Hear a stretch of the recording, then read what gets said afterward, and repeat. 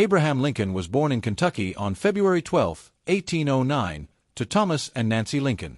Thomas, who Abraham Lincoln would later describe as a drifter, was a strict and demanding man who had lived a very hard life. He could neither read nor write and believed that anything other than honest trade was a huge waste of time. Nancy was very different in personality. She was gentle yet strong and was described by Lincoln's neighbors as superior to Thomas. She taught Lincoln his ABCs when he was young and is credited with giving him the sweetness and patience he later became known for. The family moved to Indiana when Abraham was 7 years old.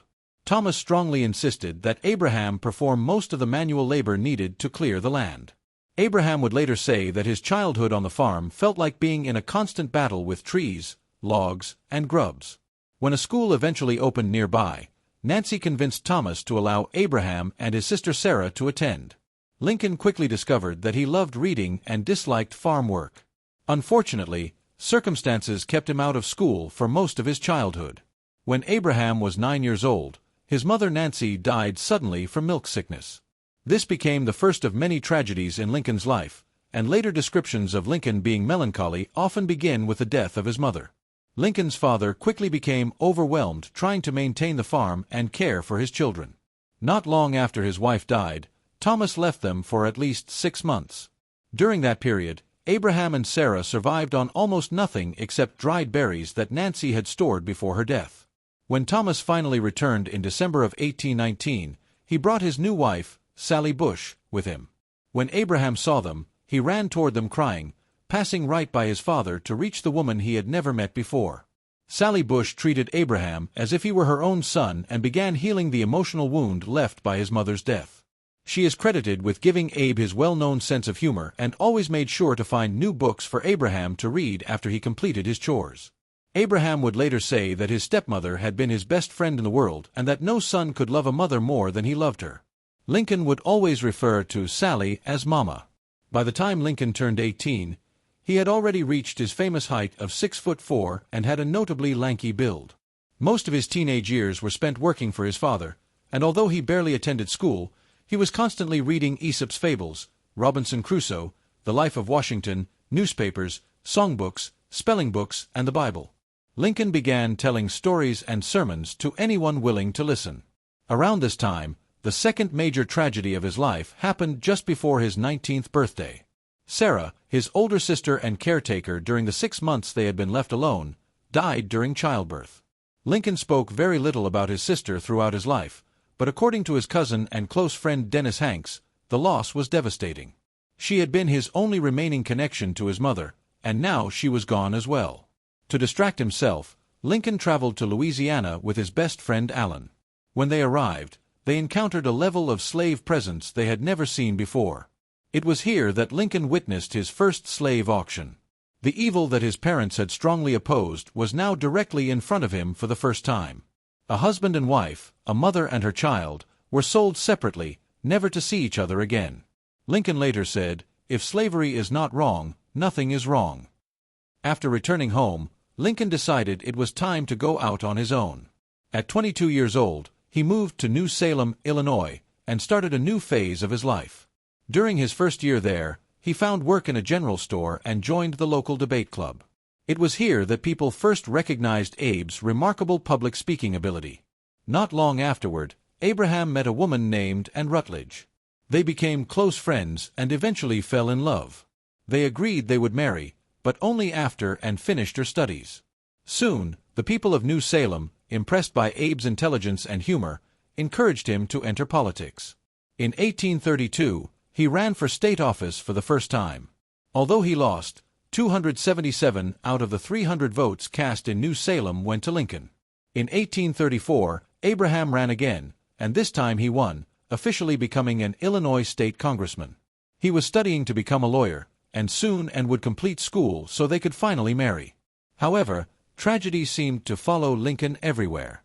In 1835, Anne Rutledge finished her schooling and returned to New Salem, but soon after her return, a typhoid outbreak struck the town. On August 25, 1835, Anne died at the age of 22. Abraham eventually decided he would recover. It may have simply been time, or perhaps Lincoln fully immersed himself in his work. In 1836, Abraham passed the Illinois bar, achieving his goal of becoming a lawyer, and he also won re-election. By 1843, he had become a leader in the newly formed Whig Party and began thinking it might finally be time to settle down. After a long courtship, Lincoln married a woman named Mary Todd.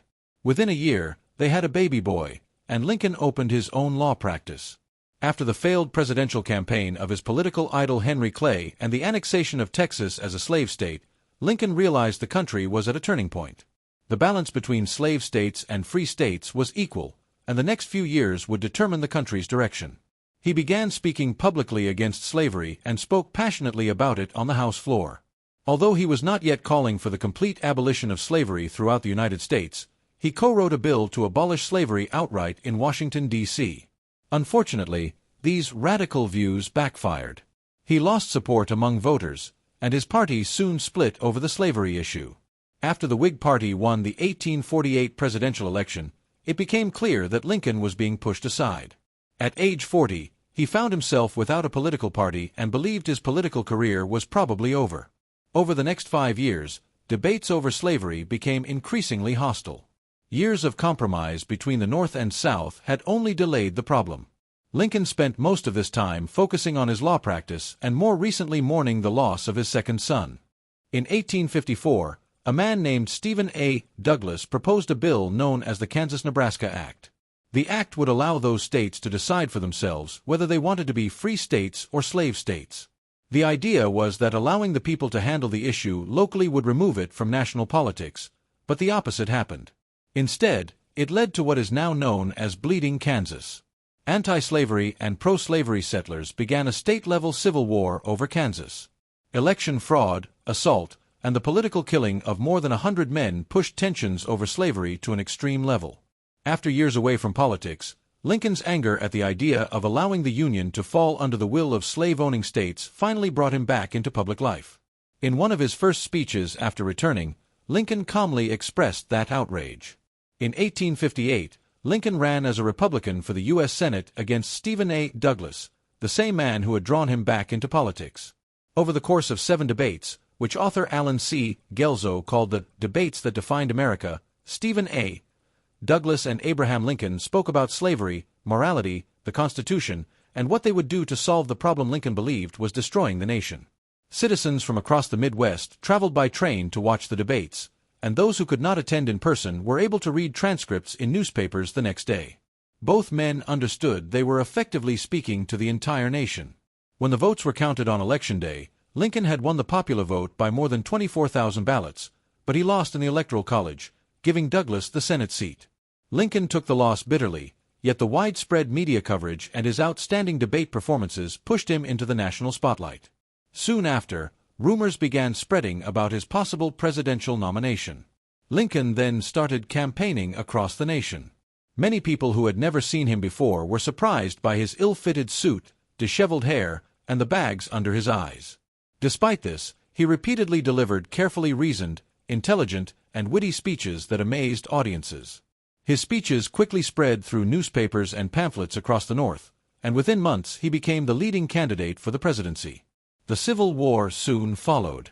Lincoln went on to win the 1860 presidential election. Just over a month later, before he was sworn into office, South Carolina seceded from the nation. In an effort to stop the crisis, Congress introduced the Crittenden Compromise, which proposed 6 constitutional amendments that would make slavery a permanent part of the Constitution.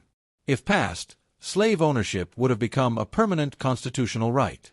Lincoln declared he would rather suffer death than agree to such a proposal. By the time he was inaugurated on March 4, 1861, 6 more Southern states had joined South Carolina in leaving the Union. When Confederate forces fired on Fort Sumter on April 12, 1861, the American Civil War officially began. Faced with the massive challenge of preserving the Union, Lincoln's well-known compassion shifted into calculated coldness. He ordered the immediate arrest of thousands of suspected Confederate sympathizers and ignored a Supreme Court justice's order to release them. He suppressed free media, declared martial law, and greatly expanded presidential war powers. His aggressive actions motivated Northern men to enlist in large numbers, and within days 75,000 men volunteered to preserve the Union. Unfortunately, the North suffered major losses during the first year of the war, partly due to the actions of General George B. McClellan, and also because the Confederacy gained one of Lincoln's preferred commanders. Robert E. Lee had been Lincoln's first choice to lead the Union Army, but when his home state of Virginia seceded, he chose to join the Confederate Army instead. This became one of the major reasons Lincoln struggled to sleep at night. Throughout the war, Lincoln often stayed awake waiting for telegraph updates. He tracked casualty numbers from every battle and knew exactly what had happened and what had gone wrong. He also saw that Northern morale was beginning to decline. Even United Kingdom showed signs of supporting the Confederacy. Any recognition or involvement by another global power could have ended remaining support for the war. Lincoln's dream of preserving the Union seemed to be fading. During this devastating period, his 11-year-old son Willie Lincoln died of typhoid fever. His wife, Mary Todd Lincoln, suffered a mental breakdown, and Lincoln himself was devastated. Yet the tragedies throughout his life had taught him that even in the darkest times, he could still move forward. Everything in his life had led to this moment, and he refused to fail the millions now depending on him. To keep Europe out of the conflict, Lincoln needed to make clear what the American struggle truly represented. On September 22, 1862, he issued the Emancipation Proclamation. However, the order would only matter if the North won the war. It also allowed African Americans, the group with the most at stake, to join the Union Army. Nearly 200,000 African American soldiers enlisted and took control of their own future. Union soldiers increasingly believed they were fighting a battle between good and evil, a mission to free millions from slavery. In the summer of 1863, Confederate forces met Union forces in the town of Gettysburg, about 80 miles from Washington, D.C. Over 3 days, 50,000 men died in one of the deadliest battles in U.S. history. In a short speech honoring the fallen, Lincoln delivered his famous words, "47 years ago, our fathers brought forth on this continent a new nation, conceived in liberty and dedicated to the proposition that all men are created equal. Now we are engaged in a great civil war testing whether that nation or any nation so conceived and so dedicated can long endure. The world will little note nor long remember what we say here, but it can never forget what they did here." Lee formally surrendered to Union forces on April 9, 1865, ending the Civil War after nearly 1 million American deaths. Lincoln, who had visibly aged decades during the war, was finally free from the immense pressure of the previous 4 years. Just days later, on April 14th, Lincoln was said to be happier than his wife had ever seen him. He and Mary took a carriage ride through Washington, where he smiled and waved to crowds. That night, they attended a comedy performance at Ford's Theater. During a loud moment of laughter, a gunshot rang out. John Wilkes Booth, an actor and Confederate sympathizer, shot Lincoln in the back of the head. By the time doctors examined him, nothing could be done. At 7:22 a.m. on April 15, 1865, Lincoln died. Before his death, Lincoln ensured that the Union's sacrifices and the Emancipation Proclamation would not be meaningless. The 13th Amendment abolished slavery and indentured servitude in the United States. Millions of men, women, and children were finally freed from the brutal reality of slavery. Lincoln became one of the most celebrated figures in modern history.